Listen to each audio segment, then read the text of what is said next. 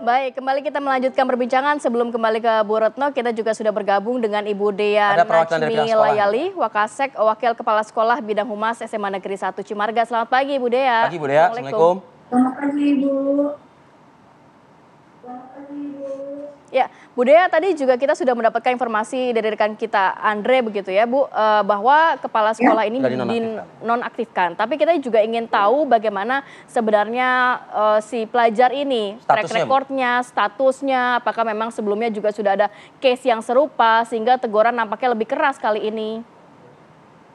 Ya, untuk anaknya sendiri ya Ibu, termasuk ke dalam anak yang kategori biasa saja, bukan anak yang sangat nakal atau juga bukan anak yang tanpa kasus, tapi mungkin paling hanya telat masuk seperti itu. Kedapatan makan ketika jam pembelajaran hanya sebatas itu sih Bu, bukan anak-anak yang perlu mendapatkan penanganan khusus seperti itu. Tapi ini pertama kali berarti anak tersebut yang diduga merokok di sekolah, ya Bu? Iya betul Bu, ini pertama kali anak tersebut kedapatan merokok ya di lingkungan sekolah. Biasanya apa sih Bu sanksi yang diberikan kepada pihak sekolah kalau mengetahui ada pelajar begitu yang merokok di lingkungan sekolah? Iya, kita di sini pun sudah punya regulasi ya Bu ya. Kali pertama itu kita ada pemanggilan orang tua, pembinaan tentu saja bersama BK dan kesiswaan. Kali kedua membuat surat pernyataan di atas materai bahwa tidak akan melakukan pelanggaran tersebut. Yang ketiga mungkin itu akan didiskusikan baru bersama kepala sekolah seperti itu. Pertanyaan yang serupa untuk kesehariannya kepala sekolah Ibu Dini ya kalau nggak salah tadi namanya, seperti apa sih? Ya. Beliau sosok yang baik, penuh dengan visi misi dia workaholic, juga punya semangat yang tinggi, tapi mungkin Ibu butuh manage emosi yang lebih baik lagi sih Pak, seperti itu. Oke. Untuk aktivitas belajar mengajar sudah normal ya dipastikan ya? Iya Bapak, sudah normal. Saya juga sedikit klarifikasi terkait masalah mogok belajar kemarin.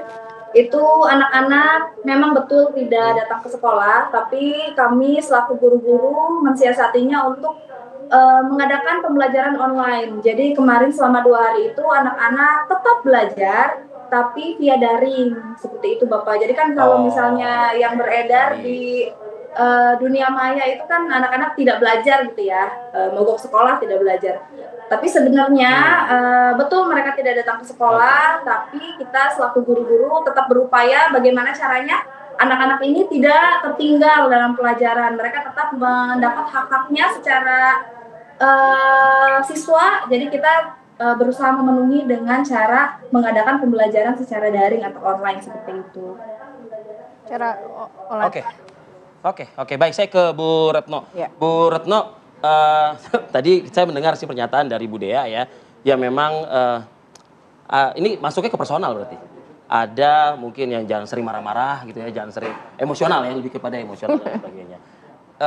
Pemerintah memantau emosional dari guru, kepala sekolah. Dari kepala sekolah itu ada nggak jenjangnya juga?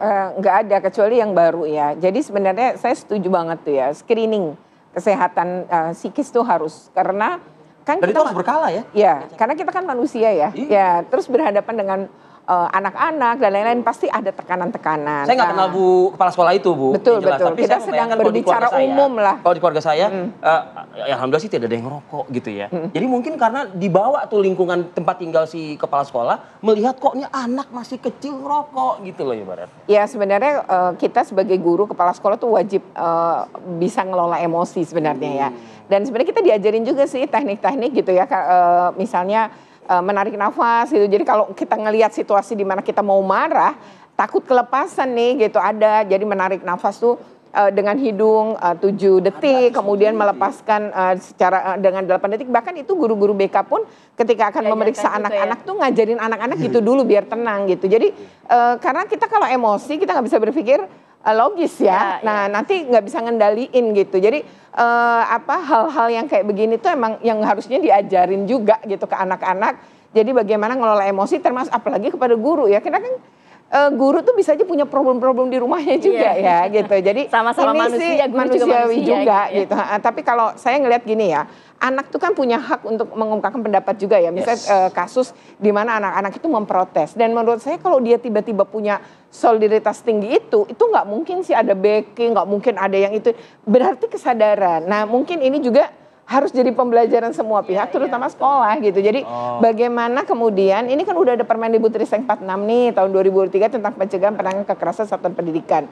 Di mana di dalamnya kita nggak boleh mendisiplinkan anak. Jadi atas nama disiplin pun nggak boleh dilakukan dengan kekerasan. Dan bukan berarti anak-anak nggak boleh diberi sanksi, boleh. Tapi sanksinya juga ada ketentuannya, tidak menyakiti. Ya menyakiti itu kan mukul termasuk nyakitin, ngata-ngatain atau verbal nyakitin. Nah itu nggak boleh gitu, karena udah ada dalam Permendikbud itu 6 kekerasan di sekolahan yang nggak boleh terjadi gitu. Nah kan guru-guru juga dan kepala sekolah harus berpatokan ke sini juga. Bentuklah karakter anak ya tanpa harus dengan kekerasan kan. Betul. Baik. Terima kasih banyak Ibu Retno. Sama. Dan juga Ibu Dea tadi sudah bergabung bersama kami. Najmi Layali. Semoga mendapatkan solusi atas permasalahan yang saat ini sedang terjadi di SMA Negeri 1 Cimarga. Terima kasih. Assalamualaikum. Waalaikumsalam.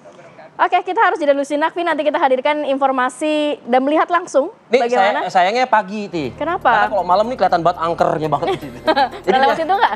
Halte yang tak bertuan nih, dan juga jadi biang kemacetan kalau di pagi hari. Itu dia, nanti selengkapnya di Apa Kabar Indonesia Pagi saat lagi.